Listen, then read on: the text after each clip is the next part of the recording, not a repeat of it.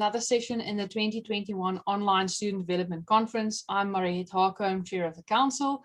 With me today, my fellow Council member, Saramya Bansal, who's all the way from India. And then our special guests for today, Tim Forssman and Matt Lotter. They are our founding fathers of the Council. So they are going to be having a chat with us today about just the initial idea behind creating the Student Council, the initial visions and missions for the Council, and how some of these have evolved over the years. So Matt, Tim, thank you very much for joining us today. And I'll pass the session over to you guys. Thanks, Mary. Thanks for having us. We definitely appreciate being back in the sort of Student Council hot seat, I suppose. Yeah, I think it's a really nice sort of story in a way. And Matt, please forgive me if I kick things off here ahead of you, but jump in when you want.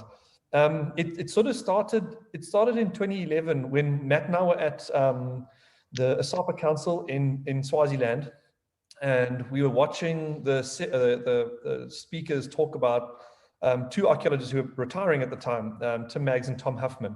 And they spoke a lot about legacy, about the impact and the things you leave behind, you know, and they spoke specifically about Tim and Tom's legacy and the things that they had done in the field. And sitting in the audience watching this as very young archaeologists at the time, it kind of struck us. We thought, you know, if you want to leave something behind or if you want to have a legacy, that's not something you do when you're about to retire. It's something you do over the course of your career. So Matt and I started chatting about, you know, kind of these grand ideas of what could you do, you know, obviously this is happening with a beer in hand at the conference. I mean, that's basically how the conferences work. And one evening we sort of thought that perhaps it would be nice to create some kind of skills development program or networking program or facility for students. We had been doing field work. We were in the midst of I was doing my PhD field work. Matt, you must have been starting your PhD at that point, hey? 2011, yeah. And so we'd been thinking a lot about the things we needed from a planning perspective, applying for funds, you know, getting a vehicle, doing all kinds of stuff. And a lot of the time it was very fresh and very new to us. You know, it was problems and challenges we were having to find solutions for on the spot, which was difficult, you know, and that's kind of where the idea started. We thought, well, these are not things we learn at university. We're not taught how to solve these problems. You expect it to, and you have to solve them, but you know, there's no guidance often unless you go seeking for that from your supervisor or advisor, whatever it might be. So Matt and I started this idea to host a workshop, and that's all it was at first. It was, let's run a workshop the following year. Let's organize a skills development, skills transfer program. Our intention was to set up something that was fully funded, so that no one would have to pay. Because we figured that, you know, you can establish certain inequalities as soon as you expect people to have to pay. So we wanted everything to be for free. Obviously, transport was an issue, and where people were coming from was a challenge for us as well. Our initial thoughts on this workshop was to run it in association with ASAPA. So that was important for us to have buy-in from ASAPA. And we got that through the chair of ASAPA, which was Dr. Catherine Namona at the time. And she was incredibly, well, her and the entire council were very supportive of us. So we began planning, and we wanted to host it in 2012, which didn't happen. We couldn't get funding, and it was this new idea, and we were convincing people to give us money. In the end, we got money. Matt, I can't remember, it was like 2 days before the workshop was supposed to happen. But by then we'd canceled it. And people said, well, just do it anyway. We thought, no, if we're going to do this, and this was a big thing for Matt and I, if we're going to do this, we have to do it right. Because in our heads, we felt that if we didn't get it right, if we didn't organize a proper workshop, if it didn't achieve its goals, it was never going to happen again. And we just felt that we have to get this right. We have to make it count. And if we can, then it's something that will continue into the future. So we postponed it by a year, planned a lot. You know, we fortunately got a lot of the same speakers on board, and we were able to host the first student workshop, development workshop in 2013. We held it at Tabela Tabeng. Many people, I think, attended, who are still in archaeology, who are still going through some of the student processes. They attended. We had, I think, Matt, how many was it? 20-something people? Yeah, I think it was a small group. I think the initial run, I think the idea as well was to keep it smaller rather than larger, just to make it more manageable. So I think it was somewhere between 20 or 25, somewhere there. Yeah, and it was a great workshop. We had an almighty downpour that nearly washed us all into the Vaal River. We were stranded inside the lecture theatre at one point. Mariette, you were part of this. You gave us a lecture as well. And yeah, it was a fantastic. We nearly lost some of our speakers on that day as well. I think you were driving in on that dirt road to get to Tibet Bank. So it was definitely interesting. Yeah. Yeah, there were. Yeah, and then there was obviously the red Roman insect incident as well, which nearly drove people to heart attacks and fainting. I was just about to mention that, because at one stage it was like a Mexican wave of screams in the girls' dormitory. You could like echolocate that red Roman based on the screams. I mean, you know, like I think back to that workshop and Matt and I just being PhD students and suddenly having a whole bunch of students that are we responsible for all the things that sort of went wrong on that weekend, that week, sorry. You know, we had the guys with snakes out there. I mean, it was, I don't want to say like, but everything was fairly well organized, and we had, you know, safety protocols, and we had the people who were hosting us were incredible. But it really actually was something to set up and run. And it was great fun. So one of the things that we also felt at that stage was to keep it simple. You know, we thought, let's keep things simple. Let's hit a few goals. Let's not, you know, because we felt also that if we took a step too big, we create room for us to fail. We thought taking small steps, doing the simple things right, it will be successful. And then we've got a platform to grow this workshop. That was always the intention, is we wanted it to grow. So with this one, it was really about just getting things right, doing things properly, having a bit of fun, obviously learning along the way. And that was always the target, as well as the big measurable was skills transfer throughout this process. And I think that first workshop, it was great. From that, we established the student development, the Southern African Archaeological Student Council, which Matt and I chaired. It wasn't the South African Archaeology Student Council, it was the ASAPA Student Council. That was version 1 of the Student Council. Version 1, yeah. There we go. So we established the council, and we had our first group of council members. And from there, it worked really well. And the nice thing was that we've obviously the Paleontological Scientific Trust, who sponsored this workshop and our conference since 2013. They saw the benefit of this. I think they were hopefully they were very impressed with us, and it led to getting continual support from them. So obviously, I think without their input and without their assistance, you know, this kind of thing just wouldn't be possible. And obviously, we're continually grateful for that. We also had a lot of universities step in and pay for their students to be part of the workshop too. And that's also, you know, with past as well, you know, it's kind of like a leap of faith. You know, here, two guys, no one knew who we were really, other than the lecturers who we irritated while we were in undergrad. Here's two guys who essentially, you know, have put together a proposal. It's a bit of a leap of faith, you know, putting money into this. You know, money is always tight. But it worked out. And since then, I think, there's been, 5 or 6 successful workshops. Obviously, last year was a bit difficult with the arrival of COVID and so on, but, you know, things continue. So ultimately, I think it's really spun off into something very positive, and hopefully is helping students around SADC now. If I could maybe just jump in again, thanks obviously for that, Tim.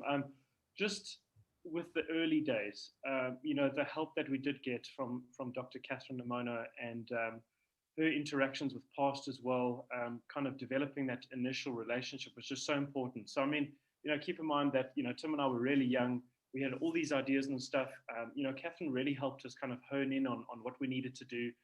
She was very helpful with us putting together our funding application for PAST. I mean, we were chatting to Catherine daily, if not weekly, you know, trying to organize the conference and stuff and work things out. So I think from both Tim and I, we definitely need to give her a big thank you for dealing with our personalities as well, which is not always easy. You know, we were just young and ambitious and excited, and we just wanted this thing to happen. You know, so when we had to hold it over till 2013, when we had the money in 2012, it was obviously one of those things that we just had to sit with. But I think it was, you know, the event at the end of the day then rolled off quite well in 2013. So yeah, and obviously then, as Tim's explained, there's been a couple since then, and they've gone really well. So, you know, the ball is rolling essentially.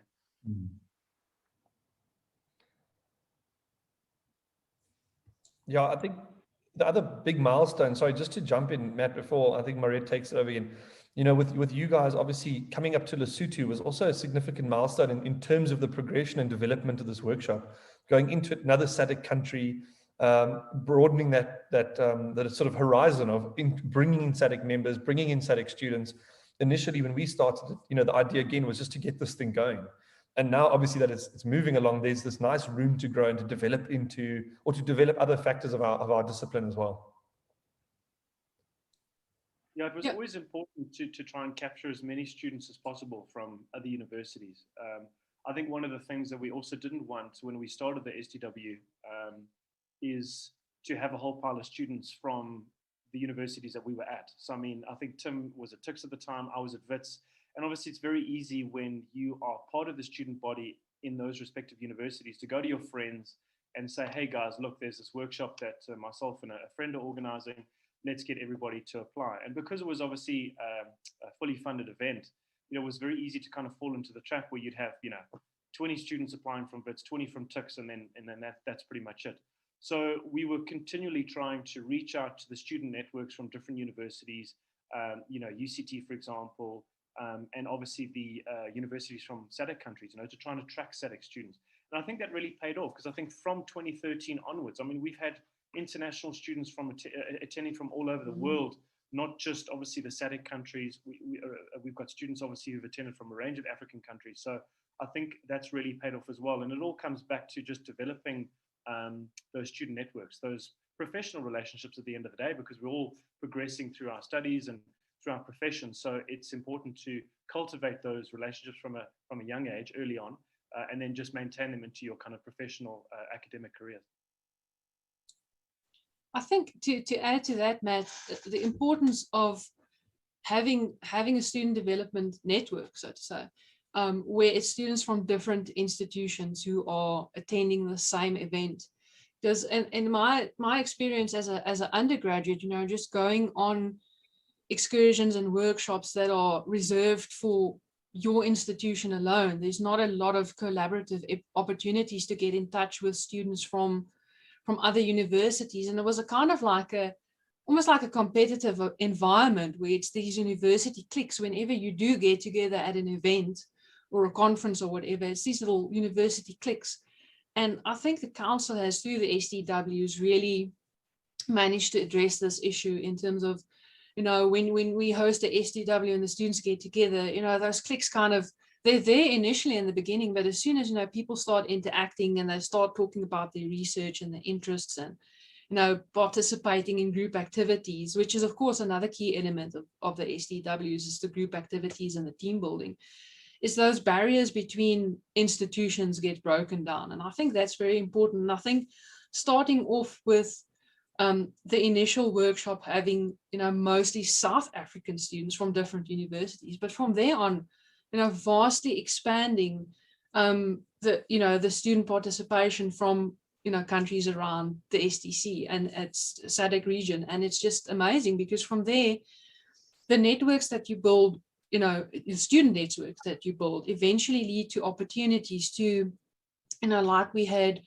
with the Lesotho STW in 2018, which was very much, taking that leap towards hosting STWs in other countries, and proving through that, whole exercise that, we are willing and able, of course, with the necessary support, to go international and to visit our neighboring countries and to host very successful conferences there. I think the road forward, it might not be possible every year to host it in a different country, but whenever we have the opportunity, I mean, next year, for example, with the ASAPA conference heading to Lesotho, there's always the possibility of kind of like piggybacking on conferences as well, especially since ASAPA is such a close partner to the Student Council and has, provided almost limitless support to us over the years. Collaborating with other, with societies and collaborating and, doing things in collaboration with conferences and, just not necessarily sticking to home ground and to sticking necessarily just to the format of, traditional student development workshops, but seeing, where else we can provide student enrichment opportunities. May it be at a conference where we host a few sessions as council and so on. So yeah, that's definitely one of the things, just breaking down barriers between students from different institutions and from different countries. Yeah, I agree with you. I think that it's so important to do that, to sort of departition these kind of relationships that we establish. And when we started the idea, one of the things that crossed our minds, or that people suggested to us, is why not have a workshop, where people can drive out or go to a university campus, spend the day there doing some work, go home in the evening, come back the next day. And for Matt and I, it was really important to remove ourselves from that environment. And we thought getting into the bush, getting into the field is a nice place to be, and spend a week, staying together in dorms or camping, whatever it ends up being, but to spend time together in the field, away from everyone, just as a cohort of students. And I think that worked really well, because a lot of people established networks, whether it's friendships or professional associations. It's assisted people with research. There's also, in South Africa at least, right from that first workshop, there was already people starting to communicate with students at different institutions, chatting to people now at the UCT. And the next year we went down to Cape Town and went to Clanwilliam. So that breaking down these boundaries, it's really an important thing. And I know we've all been to the fields, and it reminded me just the other day, I had some students with me in the field, some of whom had never excavated before. And about a week after we got home, one of the students said to me, had a question, and I said, yeah, cool. We started chatting, and he said, he feels like, he's like, when you went to the field for the first time, did you come home feeling different? That's what do you mean? He said, no, he sees the world in a different way now that he's spent some time in the field. And I thought it was so brilliant, because, we love being in the field. I mean, that's a lot of us, this is what we do. We do archaeology, be in the field. And Matt and I wanted to recreate that bond that you establish with the people in the field. After a week or two of digging, you get really close to people. And that's kind of something we wanted to create within the student communities. You go into these workshops, you make friends, you get close, you assist each other, you help out with one another's development and growth, and possibly doing research and whatever it might be. And was something we try to replicate. So for us, it was always really important. Obviously, last year and this year, it's impossible to really achieve, but it was really important for us to get away as a group of students, to be in a place like, whether it's Tabela Tabeng or in Lesotho or at Eco Trails. Was it called Eco Trails, Matt? I think it was, it's Bush Trails Environmental Center in Magalies, yeah. Bush Trails, sorry. Yeah. It was important for us to get into these places and be aware and sort of start to create those relationships. If I could just jump in there, Tim, yeah, you raise an important point. I think, and it's probably more apparent now than it ever has been, the fact that students feel isolated. I mean, we felt isolated as students at WITS, and I mean, WITS has one of the largest archaeology student bodies in the country. And I think we just felt isolated because we weren't interacting with students from other universities. So that's why we wanted to try and cultivate that environment. And obviously it's so tricky now with a global pandemic to try and maintain those connections.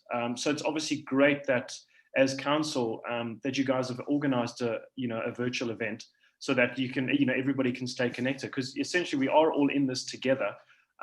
There's lots of skills that need to be learned and stuff, and we need to maintain these professional relationships. But if I could maybe just steer us in the direction of how we founded that first council, Tim, maybe we should just touch on that, because initially we conceptualized the STW and that was the plan. And Tim, correct me if I'm wrong, but did we envisage setting up a student council at the end of the workshop? Because I don't remember us actually doing that. I think it was something that we realized during the workshop. That at the end of it, we thought to ourselves, right, I think we need to set up some kind of council so we can coordinate this thing going forward, and maybe get some other people involved. Was that how we did it? I don't think we had an initial plan to do a council. We did have a plan. We wanted to set up a council, and our initial plan was to elect a council, so we were all going to vote. Yes, and then Dr. Ndukyaki Ndlovu's suggestion that you and I should be co-opted as chairs, because otherwise you hand it over before it's even really started. And then we established the council, yeah. Yeah, so I mean, obviously at the end of that week, we'd all, gotten to know each other all pretty well. I think the group that was with us, because it was obviously a smaller, more intimate group, we all got to know each other pretty well. So, and that's when the first council was formed. So as Tim said, Tim and myself, we co-chaired the first council. It was then called the ASAPA Student Council. And then we brought on Lou Marie Fraser, who was then, I think, our secretary. We then brought in Simone Brunton, who was then at UCT as our treasurer, and then Jacqueline Jordan as well as the operations manager. So that's kind of where council then kicked off. And I think we then ran that council for 2 years. So we then organized the STW 2014 and 2015 in those capacities. And then at the end of 2015, there was then a shift in council where then Tim and I stepped down as the co-chairs, and then Lou Marie Fraser stepped up as chair to continue with that, or at least create that continuity on council. Yeah, and I mean, it worked out well. I think the first council had the benefit. We were lucky because we were the first people in there. And obviously there was all this. We were really excited about it, and it was kind of like unknown territory what we were trying to do. Our initial goals were also just to maintain our relationship with our funders and to organize the workshop and keep ASAPA happy, and with the support of Dr. Namono. So it was quite nice. It was exciting. It was a bit exhilarating actually organizing all of this and getting it right. Because again, as students, you don't do this sort of stuff. It's not things that you've necessarily done before. And it's what I think from a council point of view, one of the spin-offs was, this whole workshop is designed to, the idea at least is to develop people's skills, awareness, and to assist them in being successful archaeologists. And even on council, organizing this was doing that for us. We were learning lessons. We were learning, how to organize these big get-togethers. We were learning about logistics. We were learning about all kinds of problems as well and having to solve them, which is a lot of the time when you start planning fieldwork sessions one day with a group of students coming along with you, a lot of those organizational processes you have to go through are things we developed and learned as members of the student council. So we were developing our own skills at the same time, which was really cool. And then on top of that, the funding that Mac and I had, at least definitely with the first one, we really just asked ourselves, what would we want to learn as students? And we got to organize a workshop around the things that we wanted to learn, and then, which was quite fun. That's why we had snakes and all sorts of funny creatures. 4x4, yeah, exactly. We nearly had to 4x4 out of there, actually. Yeah. We learned about the all-important location of Jakkelsdraai that trip as well. That's true. Yeah. So I mean, yeah, it's kind of, I think now, obviously what's interesting is where this sort of started. And I don't know, I mean, you guys are now basically the third council that's come in, I think, yeah. And you've all attended the workshop, right, when it was happening. So with some of the ideas, at least from these early workshops, did you get a sense of that being achieved in these workshops? I mean, as students going to these workshops and being able to participate, did you feel that, do you think skills were being developed when you were there? Did you feel like it was hitting the mark, it was doing the right thing, or are there ways that it could have improved? Well, from my side, and I'll let Shireen and Saramia also chip in. But from my side, I presented along with Car, and I think it was a session on plagiarism or something, or how to avoid plagiarism in academic work. And we spent a day there, the day that we presented. We got lost on our way there and just spent the evening in the dorms listening to girls screech over Red Romans. But, from that very first encounter with what you guys were doing, is we were really excited to be, a part of this whole process and a part of student development. And I missed out on the 2014 one. I attended the 2015 one. As a presenter and a student, but I stayed the whole week as a student, obviously. And just I think at that point, I realized, I would like to contribute to this initiative. And I think I approached you guys and gave up my name, for a member of council, and served as secretary under Numarie's tenure as chair. And I mean, really, the variety of content that is available at these student development workshops, I mean, it caters for everyone's interests. And like you guys say, it's about identifying the skills that don't necessarily get developed at the university level. And a lot of times it has to do, especially with, practical, getting hands dirty, not just sitting and listening to a lecture, but actually going and making stuff. And that was one of the things that for me was wonderful about the workshops, because you got to listen to a lecture about stone tools, and then you went out and you made stone tools. And then you went to a lecture about how you halved stone tools to make a spear, and then you made a spear. And then the next day you went and you actually threw your spear. And, you went through that whole, like cognitive development process, right? Where you actually connecting what you're learning in class and what you can actually physically do in these activities. And for me, that was just fantastic, because you get to actually develop skills and you get to, interact with other students. And for me, it was just a great platform, and definitely. So, sorry, Shireen and Saramia, if you guys want to maybe chip in there, because you've both also been students and council members at this stage. Yeah, perfect. Hi guys, sorry, I didn't say hi earlier. So hi. Yeah, actually, I just encountered, I think I've been to 4 student development workshops, including the first one at Tabela Tabeng, 2 at Bush Trails, and then the Lesotho one. And then now I'm on councils. I've kind of come full circle. And I remembered I met Mariette at the first one with Lumari. So that's actually quite interesting. And just getting some perspective from what we were doing in the first one, which was great. I really enjoyed it. It was actually like Tim and Matt have both said, getting students together where we've never really mingled or interacted apart from conferences, and it was really on a superficial level. I really enjoyed that, and I think because of that, I kept coming back. And which also led me to become part of council. The opportunities that the workshop have presented to me, but which I know other students have had as well, has just been phenomenal. So yeah, I fully agree with that. So Ramya? Yes.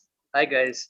I think for me, it started sometime in 2016 when I was planning on doing a research master's, when I first came across SASC. And actually, it was very helpful. The previous website, which was available, allowed me to know a lot more than what the university websites allowed. So it actually linked me to other resources available for student. And that's where I came across, the 2016 or 15 workshops that were held. And, I realized that how important those opportunities as students are coming from different universities, the kind of the sessions that were being organized. So I thought like how important it would be for development as well as engaging with other local students. So I managed to finally attend one SDW in 2018 in Lesotho, and it was great. I couldn't have expected anything less. The kind of sessions, say for example, understanding the relationship with the wildlife and nature, and how important it is as archaeologists doing field work. So how important the skills to engage with wildlife is as well. Something which, as a wildlife and environment enthusiast, we all are, because of our fieldwork experiences. So there are lots of those experiences I've learned from during the workshop, and then starting with the council as well, to bring that international exposure as well with a local advantage. So I've been able to link on so many grounds, because at the end of the day we have local experiences which connect each other. So that's also so much relevant at the same time. So I think it's been it's a great experience for sure. And I think that was the whole intention, to get out of our cages, with which Tim and Matt started off with. So I think now that we are moving to our current digital and virtual, platforms, it allows a much better outreach as well. Although we need to understand that resources are limited with everybody in order to access this digital communication. So one of the things which we also need to look at is how to bridge that digital divide that we have and face as students at the same time. Thanks for that, Saramya. Yeah, I think just getting back to one of the sessions that you mentioned there, wildlife interactions and stuff. I mean, when Tim and I hosted that first, when we conceptualized the program for that first ACW in 2013, we just tried to think about, things that we encounter whilst in the field. And, some archaeologists maybe in the community may have picked up their eyebrows when they saw in the program, oh my word, these guys have got a reptile display, what's that all about? But the reality is we were trying to think of you know, how these sessions would then add value, and having a reptile specialist come out and say, look, you know, these are the dangerous snakes, sorry, this is what you should do, this is what you shouldn't do in this kind of situation. That's incredibly important. I mean, we've all been in the field, we've all nearly stood on snakes, we've seen snakes that we've been able to identify, that we haven't been able to identify. So, you know, we were always trying to work the program from that perspective. Then with the 4x4ing as well, I mean, how many times have we been in the field and we've gotten stuck, or we've been in the field with somebody who perhaps has used the department 4x4, who doesn't know how to use the department 4x4, who doesn't know how to engage low range or activate a diff lock. And although these are very small things, you know, when you're in the field, you know, field time costs money. You know, you've budgeted that with your funding proposals and stuff. And if you're stuck on the side of a mountain and you can't get your work done, that just adds, you know, to the difficulty in getting the work done. So yeah, so we were always trying to work the program in that way. And I think after that 2013 event, you know, Tim and I were constantly trying to, you know, get feedback from all of the attendees to say, look, guys, were these sessions appropriate? And I think that's always been the ethos of the SCW as well each year, is to go back to the students who have attended, the attendees, and say, look, were these sessions on point? And I think that's where we always try to focus on the transferable skills development and focus on the skills that you weren't going to be learning at university. You know, if you study stone tools at university, at Wits, for example, you would have a lecture on stone tools, and then you would go and map them. But then we try and work those sessions from a slightly different angle. And that's why we would then have sessions on, you know, how do you get a job in archaeology? Or what are my job prospects coming out with an honors or a master's? Do I need a PhD? How do I get my research published? You know, those are the kinds of things that we were trying to get across to essentially empower the student body. But sorry, I'm just going to hand over to Tim. I think you've got a question regarding 2018 or something you wanted to bring up. Yeah, I mean, what you said is 100% accurate. I mean, that was a lot of what we were trying to achieve, is to hone in on these skills that you require that aren't always, you know, handed over to you through your university experience. A lot of those skills might come down to supervisors who might teach you how to drive a 4x4 or expect you to drive one and help you, whatever it might be. But for a lot of people, it's not something that they're able to develop. And one of the things Matt and I, as he pointed out, touched on, what we felt was important was the relationship that we as archaeologists have with nature. Because that relationship can be pretty diabolical. You know, if an elephant wants to turn you into a pancake, that's not a position you really want to put yourself in. But we got exposed to people who taught us, you know, how to think about these things, how to engage with reptiles was one, and that was really useful to us. So I think, yeah, with the 2018 workshop that Saramya was talking about, the 2018 workshop actually was in some ways a really interesting one and very different to all the ones before, because it represented not just moving into another SADC country, which you've mentioned, but also collaborating with a heritage company, in this case, PGS Heritage, which were involved, which hosted the event. And this event took place, for those of you who don't know, in a village in Lesotho called, a small town in Lesotho called Mokhotlong, where PGS is doing some work. And so all the students came up. They were housed by PGS. There was camping involved. We were in one of the facilities there for our lectures, and PGS provided food and so on. But it allowed everyone also to engage with an active heritage program, which is a field that many people go into. I mean, Shireen, for example, yeah, that's the field that you're in right now. And so people were able to see how this whole process unfolded and be able to participate to some extent within this heritage management program. And on top of that, there was also a very strong community focus. So we did a lot of community chats. It was a big important factor in that workshop, was how we relate to communities, how we engage communities, and the impact that our archaeology has on communities as well. So that 2018 workshop, I think, was actually a bit of a flagship workshop in the sense that it had a number of things that we hadn't done or that hadn't been done in the past with the workshop, which was great, which was a fantastic development as well. So Ramya, I see you've got your hand up. I'm just quickly going to chip in because before I forget, I'm so scatterbrained. To just quickly revert back to what Matt was talking about, and Tim, you also touched on it, on presenting sessions that aren't, you know, fall within the traditional sense of what we get to learn at university. For example, with the snakes, you know, people asking, why do you have a reptile demonstration? And you can answer them and say quite practically, you know, we do encounter dangerous snakes in the field and we have to know what to do.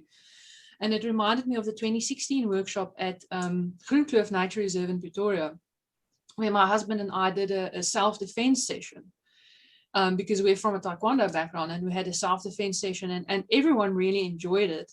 But there were photos on Facebook from that session, and someone commented and said, how is this relevant to archaeology? And I said, well, it's actually very, very relevant, specifically based on a recent incident at that stage where one of our female postgraduate students, was in a very dodgy situation in terms of being a very small group going out into an area which is dodgy to start off with, and just, when we're in the field, sometimes we have to go through small villages and dodgy areas, and you don't necessarily, the people that you interact with, you don't know them because, you're out doing field work, and, it's not just about physical self-defense, but, about situational awareness, and that situational awareness helps you with other things as well in the field, looking out for dangerous animals, and even just paying attention to your 4x4 if it starts acting up, stuff like that. So, relevant stuff that is of practical value to our students.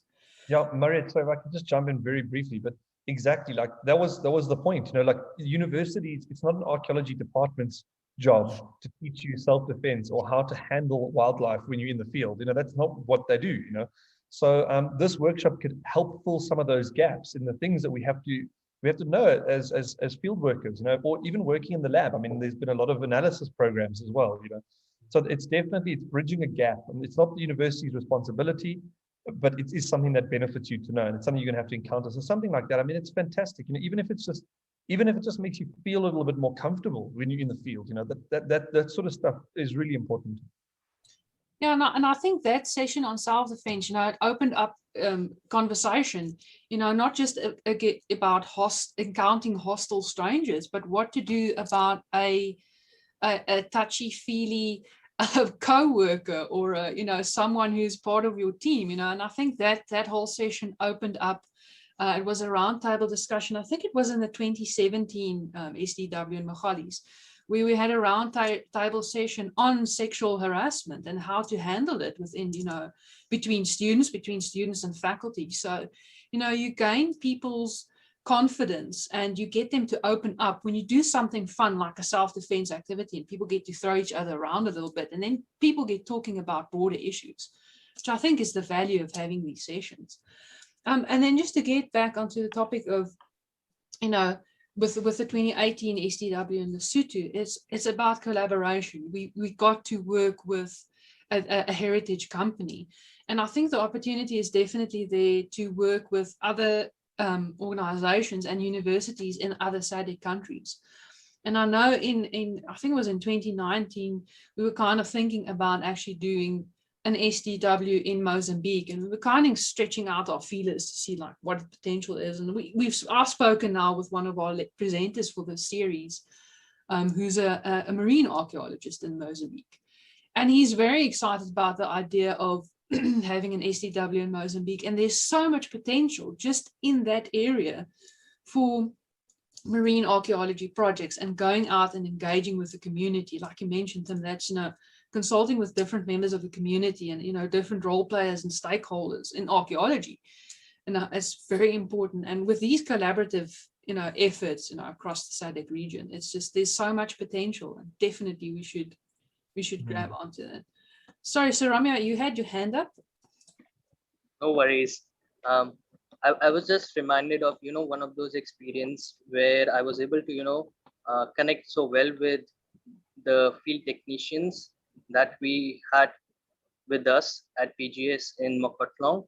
So like just the normal conversations about how their lives revolve around the archaeological work that they're involved in was very humbling. It made you realize some things that are not possible in the classroom environment. What are the challenges, what are the issues that people really face when they are working in, say, CRM and other heritage agencies or similar work. So getting to know their stories at the same time was an experience which goes beyond the classroom walls. You can only get that when you are in field out there.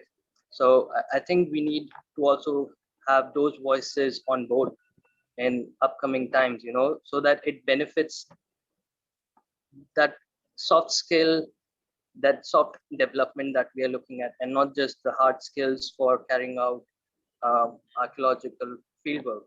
So I think that needs to be an added perspective going ahead.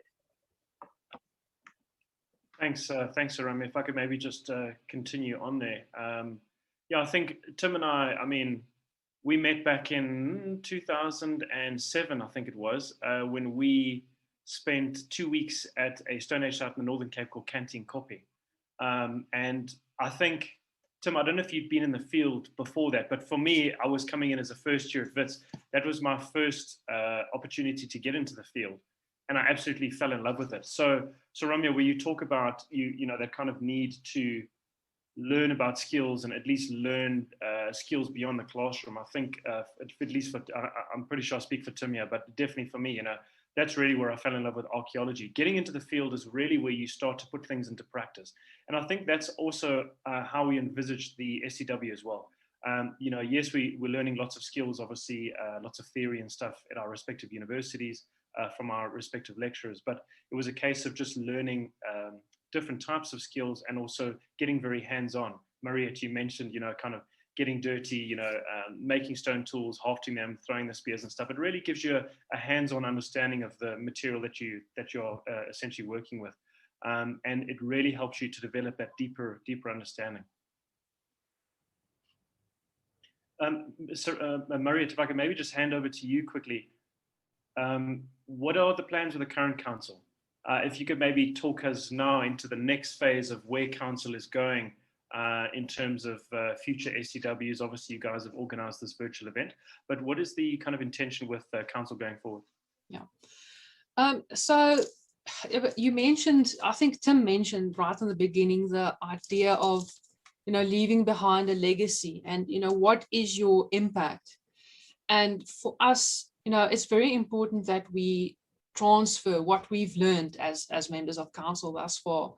And now serving on council has really been, it's been a learning curve for us as members of council as well.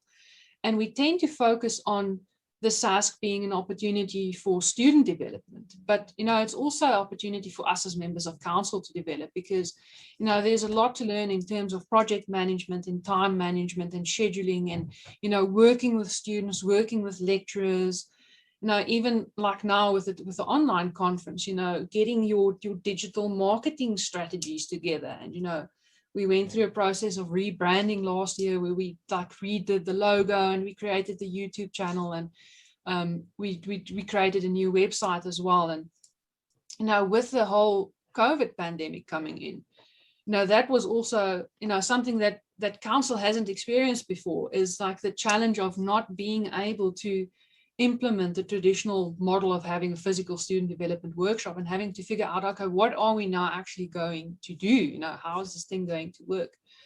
And obviously that also has an impact in, you know, the election of a new incoming council, because in previous years we had the opportunity to be at a physical location, get to know people, get nominations from the student body, and then from there, you know, kind of instill a new council, where this time we don't get to interact with our actual student body, which is a problem because we're not getting to know the people who are going to replace us as council. So that's why we spoke sometime in last year and came about on the idea of having shadow members of council who could now sit with us in this whole process of planning the online student development workshop to learn from us so that we can transfer skills. And for these shadow members to then hopefully, you know, decide whether or not they actually want to go on and sit as members of the new council. So we invited 3 individuals. 2 accepted the invitation, Josh Kumbani and Mpumi Maringa. And they've been with us with this, you know, planning this conference. And I think it's a very good way for people to learn what actually goes into managing something like this, you know, being a council.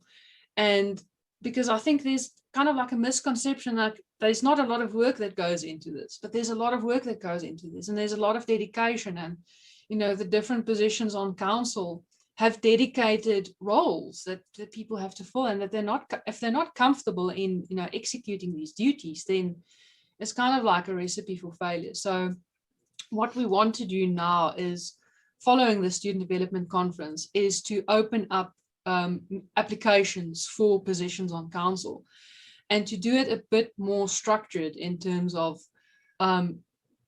potential candidates having to actually submit a formal application to say, this is the specific role on council that I'm interested in, based on my skill sets and interests. And then from there on to get shadow members on, let them work with us, let us see how they actually, do they gel as a team. And then from there on to elect in the new members. We think this is this adds on to the idea of legacy. It adds on to the idea of developing not just the students, but council as well. Sorry, Murray. I mean, it seems like a very good idea. I mean, it also, you can create continuity, and that does assist with these things. So the last thing you want is some people to come in who maybe don't know exactly what to do, or are starting to feel like they're starting from fresh because nothing's been left behind, or whatever the case might be. And then that could ultimately lead to, a council not working effectively. So this system seems to kind of secure the council going forward and assist those coming in with helping them in how to do things, maybe how to improve things or where things can be improved and so on. Yeah, I think it's good, for any type of organization or council to have a transitional period and not just have a clear-cut process where it's new people coming in and not quite being sure, what the position entails, and then having kind of like a wake-up moment halfway through and realizing that they're not really cut out for the task at hand. But yeah, and this kind of also, in terms of mentorship, not just for the shadow members of council, but we're also starting with, we're planning more formal mentorship initiatives for the student body. I don't know if you've seen that we've established the Southern African Archaeological Students Society, which for us as council is actually an extended membership platform, so that we can actually have, contact and continued relationship with the students post SDW. Because we do see that a lot of students continue to interact between each other and with us as council after these workshops. But then some people kind of fall off the wagon. And, with the establishment of the Student Society, the idea was to create an organization where the students can feel like they are actually part of something. Because strangely enough, something as simple as membership, it's free membership. You submit all your forms and your motivation, why you want to join the society. And that kind of creates a little bit more of a glue between us and our students, contingent. And from there also, in terms of mentorship, you see these engagements with students and the lecturers that come and present sessions. There's that, networking opportunity there. But we'd like to kind of front that on a more, almost like a formal level, where it's more formalized mentorship opportunities, where we as council would kind of guide, or at least initially establish the relationship between student mentees and professional mentors, and going forward to just have that added element of what exactly student development entails for the council. If I could ask a question to you guys, because I mean, the mentorship's a really lovely idea. But when you guys sort of came into council and you started with these portfolios and these different ideas and visions and so on, taking over the council and the workshop, what did you guys think in terms of development? Where did you want to take that workshop and idea? I mean, I know now in the last sort of year there's been a lot of chat and there's things happening. But like, what are your grand goals as a council? Like, where do you want to take it? How do you want to change things, or what do you want to institute? Well, I think, what we've learned now from this whole COVID pandemic is we're definitely not going to discard the traditional platform of having week-long student development workshops in a location somewhere. Like I said, there's a great value in hosting something off campus, on kind of like neutral territory, where people get to physically interact, and there's a lot of practical skills that we still need to transfer. And that's why we can't go completely digital. This online conference has been fantastic, but that can't be our only recipe. But that can be an added component of future student development workshops. Is, we have an online model that's now working, and we have a physical model. Let's combine them in terms of, you know, you're going to have these physical student development workshops, but there are barriers in terms of students who can't attend because they, you know, because of, you know, the physical locality, or, you know, travel expenses, or, you know, they just can't manage to actually attend the physical conference. But there's no way, no reason why we can't capture the content of the physical conference and have it dual medium, you know, have it online as well. So our focus is definitely now to, within the next 6 months at least, to get our Unlocking Archaeology YouTube channel, which has been the platform that we've been hosting the student development conference content, is to develop that so we can continue with our momentum of having this online platform, but also start looking at how do we now, hopefully within the next year or so, you know, go back to physical engagement with our students. And, you know, even if it's in not full on week-long 40 student capacity student development workshops, but like I mentioned earlier, maybe, you know, piggybacking some content or activities on conferences, at least getting some level of physical activity back on, but then continually boosting the online platform of student development as well.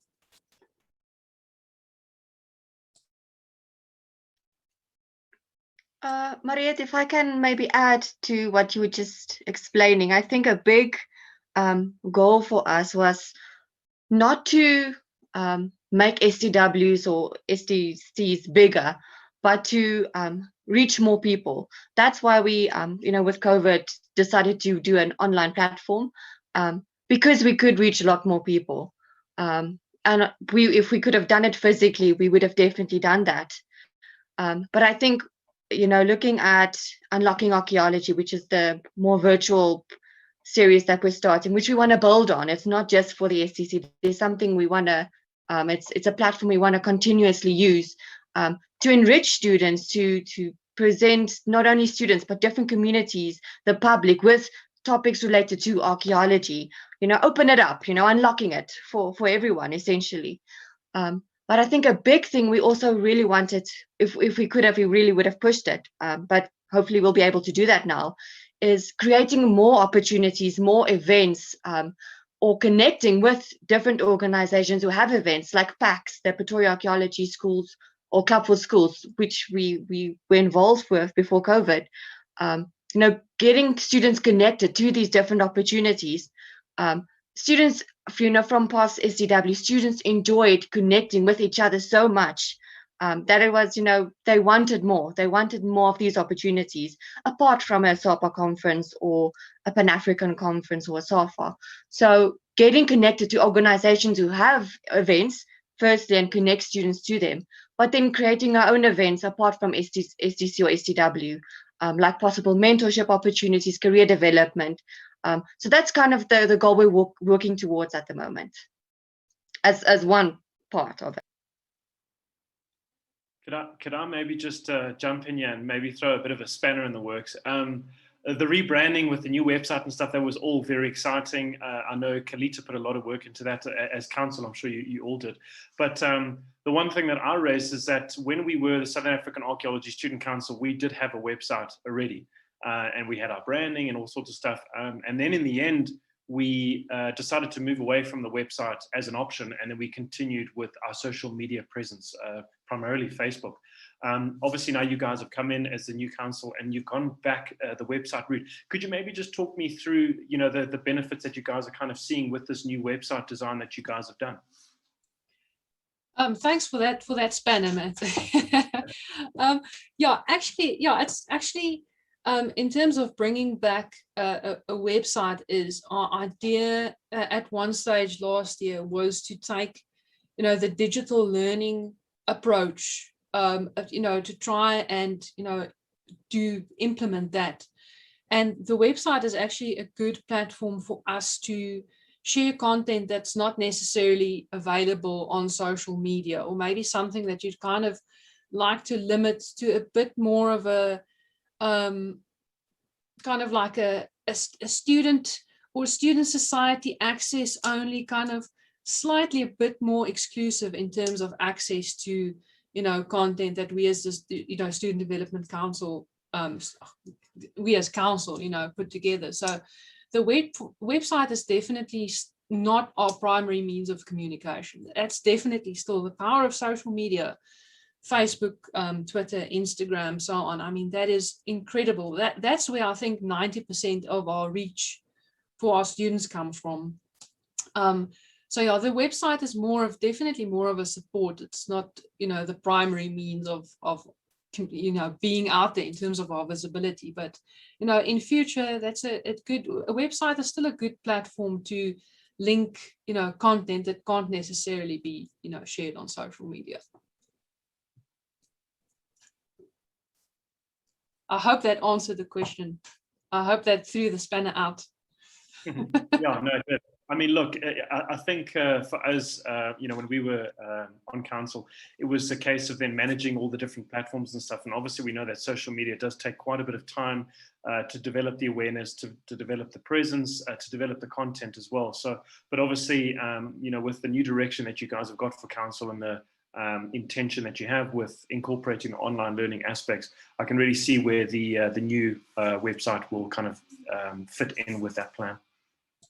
Yeah, just to come in, sorry, Shireen, I'm actually going to introduce you now by extension to what I'm adding on.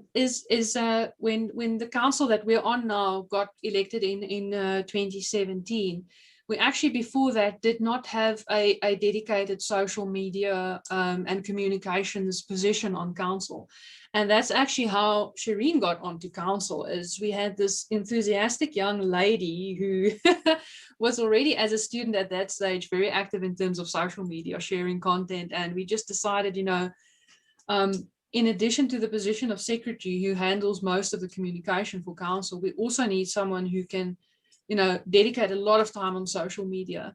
And people think that social media is a joke, but it's not. It does take a lot of work, and it takes a lot of effort, and it takes a lot of creative thinking. And, just using social media as a primary means of communication, in addition to a website, is very important. So Shireen, you want to add into that? Yes, thanks, Mariette. Just towards what Matt was saying, I think our intention was never to stop using social media. I think it was more of a question of integrating or combining all of the different platforms we have into one single space, from which, if people were searching for us on Google, they could find us and they could get connected to our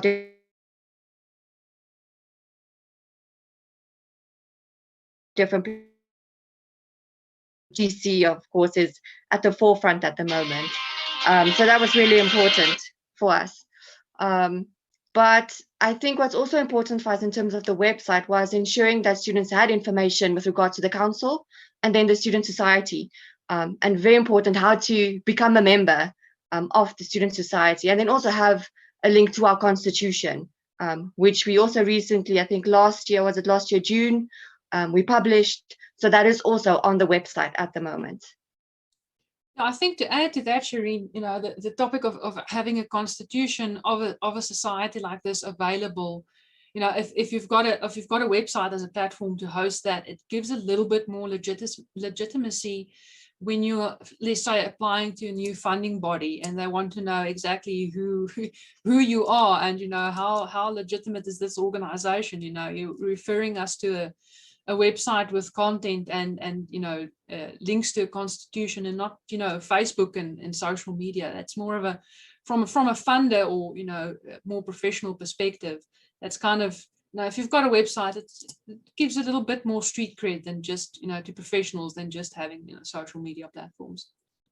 So with all the things that are happening and the way that our whole sort of landscape has changed globally, I mean, it's a thing we always talk about. I don't want to labor on it, but going forward, if we think beyond the pandemic and beyond lockdowns and back into sort of, some kind of normal life again, do you imagine that the workshop as it was being run is going to continue, or are we going to go back to it?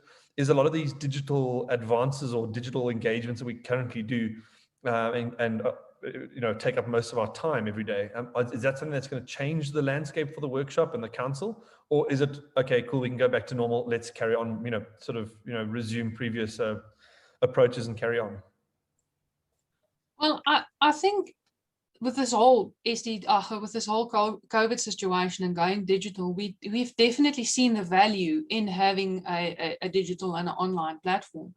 I mean, the reach in terms of the students that we've been able to connect with for this SDC has been phenomenal, because you know, when we initially planned the conference, we thought of also keeping a limit, you know, keeping it kind of exclusive, having only 40 or so participants, you know, reflecting what we usually do with the traditional SDW.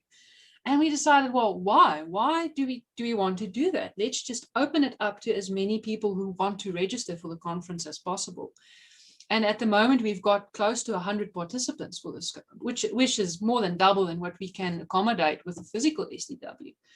But like I touched on briefly earlier, we'd like to go back to doing physical SDWs. That is definitely something we want to do.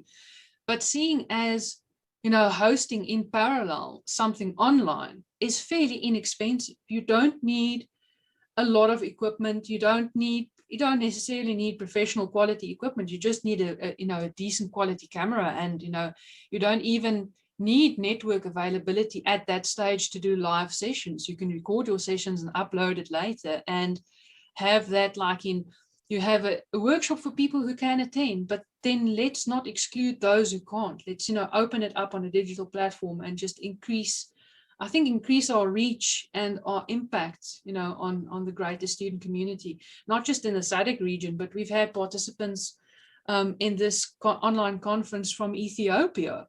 So, it's just the reach that you can, increased reach with online, going both online and physical. I think it's great value and kind of apply following that model. I think I would completely agree with Mariette here. I think the way forward is a hybrid version. So along with the personal workshops, I think we are going to continue with the online presence and have more possibilities of engaging, do some more innovative processes through which we can, engage with, say, Western African or East African. So to engage with more African-based individuals, so find more platforms to have those conversations at the same time. So it's going to be a hybrid process moving forward.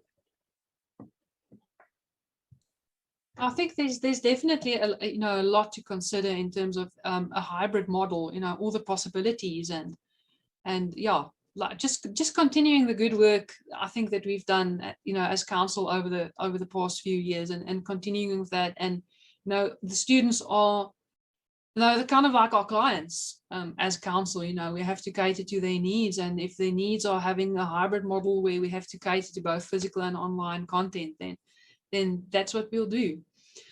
So okay, guys, we are almost at the end of the session today. Matt has one final message for us. Matt, if you'd like to take it away. I was about to start talking there with my microphone muted. I'm glad I didn't do that. the plague that is Zoom, since everybody's now on this platform from the pandemic. Anyways, I'm glad I didn't make that mistake. But look, I know we've, just from Tim and my end, I know we've already spoken quite a bit about the support that we received, kind of in the early kind of grassroots stages. And specifically, from a funding point of view, PAST really has been absolutely incredible. And obviously our relationship with ASAPA, who also did provide financial support as well, in addition to, us liaising with Dr. Namono on a almost daily basis to help conceptualize things very early on. But then, some of the other universities as well, UCT, WITS, TUCS, UJ, they all contributed.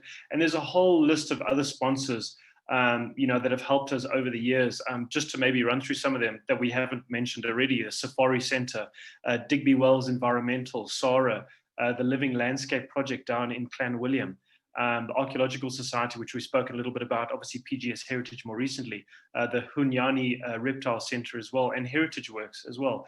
So I think, just from Tim and my end, we'd just like to thank the sponsors for all of the support that they provided us during those initial SDWs.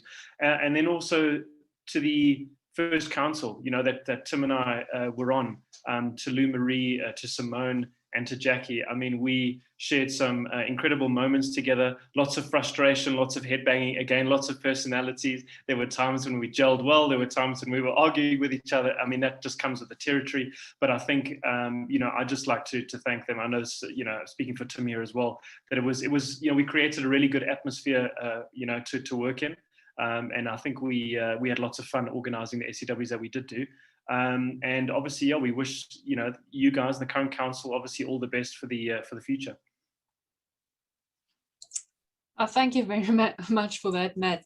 Just to echo on what Matt has said, you know, support from not just our main funding bodies like past, ASAPA and ARCSOC has also been a supporter in the past in terms of a grant that they provided, but also, you know, all the minor sponsors. For this conference in particular, we had a number of books being sponsored by the UP museums. We've got UKZN Museum sponsoring books, the Tsong. We've got Chevening, Origin Center, Heritage Works also again, and Tim also being a private sponsor for our Rock Art Prize. Thank you, Tim, for that. Just a special note there. But yes, and then I think very importantly is our continued good relationship with ASAPA. One of the crucial points or linkages in terms of our relationship with ASAPA is that the chair of the SAS Council is the student representative on the ASAPA Council. And I think that's a very important link, because now you are tying in, we are getting our voices heard from the student society, talking to the student council, and the student council talking to the ASAPA Council. So we now have like this golden thread of communication from the students to the ASAPA Council, which is, you know, I think a lot more formalized in the chair of SASC being a, you know, an ASAPA council member than, you know, just a random person being a, you know, the student representative on council. I think that's, you know, important. So yes, going forward, we're looking forward to collaborating with organizations and individuals, and yes, definitely keep an eye out on our YouTube channel over the next 6 months. We're going to have a lot of interesting comment there. Before I do the thank you and goodbyes, is there anyone else with any final comments or questions?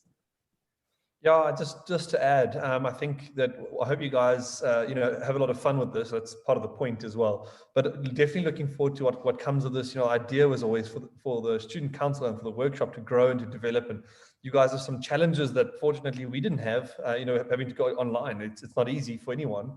And I think you guys have done a great job with this workshop now. There's been some great talks, and I think probably also a big learning experience for you guys. And I'm sure, you know, going forward, there's going to be some interesting content. There's going to be some really great ways of interacting with students and bringing people together. And yeah, definitely look forward to, I think, you know, from Matt and my perspective, I may be, you know, overstepping here, Matt, you can correct me, but, you know, the vision that we had for this, it's certainly continuing. It's, you know, it's developing, it's growing. It's what we'd hoped initially, that this thing would continue. It wouldn't end, you know, after the first few. So that's happening, and it's really exciting. Keep up the great work, and we look forward to seeing what you guys come up with. And sorry, Mariette, if I can just jump in as well. I'm not on mute, am I? No, okay, good. Just one last point before we end off is the presenters. Everybody who came to an SCW to present, who gave up their time, we really appreciate that, because without the input of all of the people who came to present, and I mean, we're talking about, you know, archaeologists working in the academic sector, working at different universities. We're talking about heritage specialists. We're talking about CRM practitioners, all kind of spheres of archaeology or heritage related aspects in South Africa were covered. So we'd just like to thank, obviously, all of the presenters over all the years and all the events that we've had for being part of the SCW. Just wanted to add on that, yes, thank you to all the resource persons who have contributed in and, you know, making time and efforts for recording their sessions with us in the last few months, in the last few weeks. So that has been great as well. So thank you to all the resource persons at the same time.